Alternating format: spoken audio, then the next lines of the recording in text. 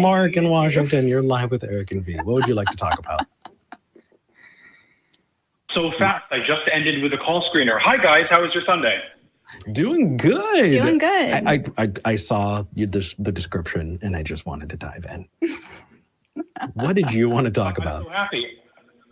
Awesome. So I am, let me turn my microwave off. I am of the belief that I think the Kalam cosmological argument, which I know you've heard 1,001 times. Oh, dude, every argument is time. There are so many old arguments that are just get rehashed in different ways. It feels like we've got like 6 things that we talk about just in different ways.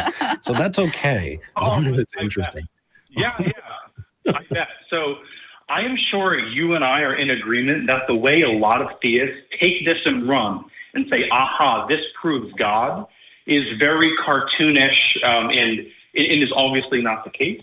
But I do think that it has interesting theistic implications that make it a good first step to a cumulative theistic case. So anyways, that's how I look at it. Kevin, really quick, do you have us on, or Mark, I'm so sorry. Mark, do you have us on speakerphone? There's a good bit of echo, so I just wanted to see. Oh, let me take you off. I'm sorry about that. I appreciate it. Thank you. It's just a little echoey. This makes it a little nicer for everyone listening in. Eric and V, is this better? That's much better. We can hear you, Mark. Sorry about that. No worries. Okay, so hit us. What's up? Sure. So I guess let me give you the 20,000 foot version, and then I'm curious where you disagree. So the 20,000 foot version, premise 1, everything that begins to exist has a cause. Premise 2, the universe began to exist. Premise 3, the universe has a cause. In this argument, I want to defend the version that William Lane Craig defends, namely with cause referring to an efficient cause, not a material cause, and the universe being defined as the entirety of physical reality, or all physical reality connected to an arrow of space-time, if you will. So if it was like an eternal state that is not divisible into temporal units, that would be the beginning of this. But so anyways, that is how. Yes. Let's dive into some definitions really quick, because I think that we're not going to move past the definition of God on this. How do you define God? How is the William Lane Craig version, or the version at least that you understand it, what is that definition of God?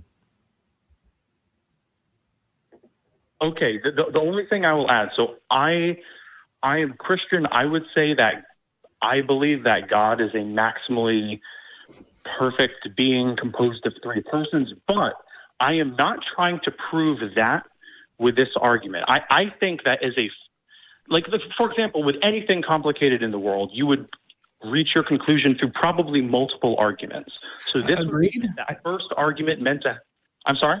No, it's okay. Agreed. I just think that you might want to step back from calling it the William Lane Craig thing, because William Lane Craig throws in a contextual analysis that kind of makes it unique to William Lane Craig that it sounds like you don't follow. So Kalam is fine, but maybe not the William Lane Craig version. I'm just trying to sharpen you a little bit on presentation, I guess. So, okay. I was referring, and I probably phrased this poorly, specifically to how he defines universe and to how he defines cause. If he goes other places with it that it doesn't sound like I went, I did not intend to imply that. So I just meant in those two narrow respects. So my apologies. Thanks for clarifying. Absolutely. Okay, so that which exists begins to exist. That's the first premise, right? Actually, where do you want to go with this? As a cause. So, it has a cause. It's sure. So let's. I guess my question, and I'm just gonna be super honest here. No attempt at a gotcha. No attempt at a philosophical counter. My question is why pick these definitions of universe and cause? Like what about them, other than they tend to support your end hypothesis more than other definitions, makes these the best definitions to use here? Well, I am making an argument that the universe has a cause, and there, as I'm sure you know, there are a number of candidate cosmological models, but it seems to me that by describing the universe as like just all of physical reality, whatever that may be, it would be compatible with a Carol Chan model, with a Hartle Hawking model, with a standard Big Bang model, with a cyclical universe, with a multiverse. So it just seems to me that definition of universe is cosmological model agnostic, pun intended. So because we don't know which cosmological model is true, but I do think the underpinning of the argument, it doesn't really quite matter which model that may be. Although I'm happy to discuss whatever you're most interested in. Okay, so for universe, it's just whatever the universe is, whatever best describes what in reality is the universe, that's the definition we're going with? All of physical reality, whatever that may be. Okay, all right, I can accept that, that's fine. Now, what about cause? Walk me through that. Why are we choosing this definition? The efficient cause, yeah. So it's just the thing that causes, like take a table. Say at T1, there's just a bunch of wood and nails on the ground. And then at T2, there is an assembled table.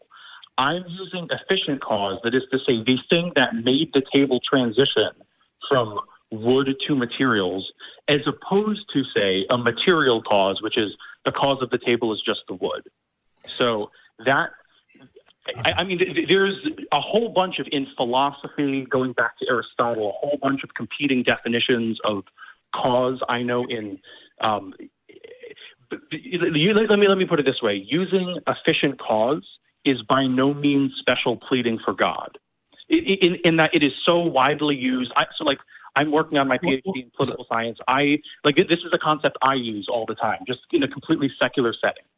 So I'm happy to discuss it further if you have any objections, but it just seems so widely used that it's okay. Not So special. can you clarify then that the efficient cause is a cause outside of the material things that are being affected, essentially? I'm trying to. I guess it depends, and I could have misunderstood you, V. But is it V or Vi? I don't want to mispronounce it. V. You're right. Okay, thank you. Yeah, so I guess it depends, but what you mean by material, because this is totally compatible with a naturalistic worldview. Like if I assemble the table, right, in a world on naturalism, on atheism, right, then I am the efficient cause. I'm looking at my cute little fish in his fishbowl. If I push the fishbowl over, I am the efficient cause of that fishbowl falling to the ground. Okay. Right. So if all of this is compatible with a materialistic and naturalistic worldview, how are we getting to a supernatural being? Oh, so what I was trying to say was that when you said the word material and I was talking about an efficient cause, I didn't want you to think that I was talking about some immaterial cause. But yeah, here William Lane Craig definitely uses the term immaterial in his definition of what he thinks the cause is. He does. This is what this is where I was getting to. So, if we're talking about the all of physical reality, whatever that may be, right, began to exist. And physical reality would include, whatever arrows, arrow or arrows, depending on which cosmological model you personally prefer, of space-time. So that means the cause of the universe. And again, this is where we get into the William Lane Craig, although I'm prepared to defend it. Or, try to defend it. I'm sure, you've heard this a million times. But the cause must be timeless, right? Because if there was an arrow of space-time before the beginning, then that's including in what we mean by physical reality. So we're just grouping that in. Well, hold on. If something is timeless, really quick, it sounds like you've put something into the null set by doing that. Shoot. If something is timeless. Expand on that farther? Sure. So things existing outside of time doesn't really make sense.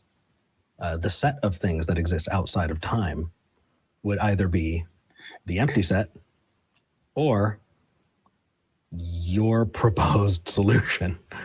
So I would phrase that slightly differently. So if we describe that the word outside of time, I don't quite like. So let me say if the universe began to exist, we need to be careful with our wording to not imply something temporal before the universe. So I cannot say before the universe, but so before. I already said it again. So absent the universe, right? The universe began to exist, but absent or without the universe, that state was timeless, because space is linked with time, right? Like they're unidimensional. And energy. Yeah. Yes. So whatever existed absent the universe would not be divisible into temporal units. Okay, so let's be clear. I don't think existence absent the universe makes sense at all. I think you need the universe to have. Right. How does one existing. exist in a timeless, spaceless, immaterial realm? Okay, so let's put it this way: nothing is not divisible in temporal units. Is that fair? You're correct. I'm literally not trying to smuggle anything in, so I'll use whatever words you want. Mm-hmm. Nothing is not divisible into temporal units. So nothing, like no thing. Yeah, I'm sorry. Go ahead. No, it's okay. I was just going to say, I think my brain starts to collapse on that one, because I think my understanding of nothing is it's like a triple negative deficient. right there. I think that my understanding of nothing is just not good. I don't even know if I can. That's my point. That's my point. So if the universe began to exist, then without the universe, I'm trying to be careful not to use the word before, because you correctly called me on that earlier. That was inadvertent. So my apologies earlier. So without the universe, right before, damn it. So the universe began to exist, but without the universe, the nothing that existed, the lack of anything, because the totality of everything that existed is not divisible into temporal units. Okay. Where I guess before we proceed, where on that do you disagree? Do you disagree that the universe more likely than not began to exist? And then if that's described as the totality of everything, do you disagree that the nothing which existed, or which was the nothing absent the universe? Absolutely. So here's where I'm at on this. Here's where I'm at on this. I think we've reached a degree of speculation that is kind of on par with a lot of other speculation that I kind of throw out, because I get to a point where I say I don't know, and then I hope and wait for smarter people than I to provide evidence to help point us in the direction that we should be following. Follow the evidence wherever it leads, that kind of thing. But if someone were to bring me an unfalsifiable claim, if someone were to say, Eric, what about hard solipsism? Right? We can talk about hard solipsism, and we can even get to an internally consistent model, but that doesn't mean that we're talking about a model that is true of the universe we're living in. Right? We're getting to unfalsifiability. And so what if, you and I and V, and all of us, we had this conversation and we came to a conclusion, a theoretical, hypothetical conclusion about, the existence of something that created a universe. Well, that might be a conclusion that could exist in some possible universe, in a modal sense. I was going to say, don't go down. Don't please. But that doesn't mean that that's true of our universe, because we just don't know. We don't have enough data. So it kind of hear V's fear of that going into the ontological argument. It's just, we need to wrap up, and I could spend all day talking about the modal ontological argument. Here's the thing. Here's where I'm coming up against it, Mark. I'm listening to the theory of everything right now, and I'm not going to pretend I understand all of it. What I am grasping from this amazing book, which everyone should read. It's free on YouTube. It's an audio book I listen while I work out. It's great. Is that the Kalam cosmological argument is an attempt to explain the origin of the universe before we had methods to actually experiment and determine the best possible explanation. So the fact that we talk about it now is fine. It's fun. It can challenge us in philosophical ways.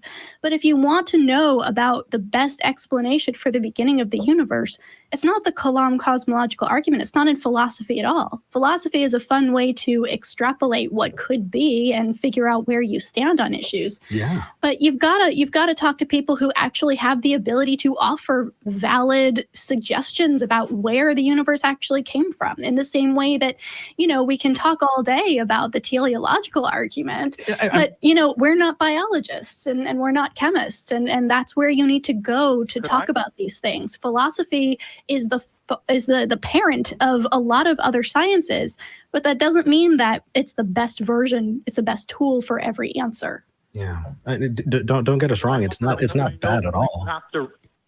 Navel gazing is something that I want to do professionally. It's just not always applicable.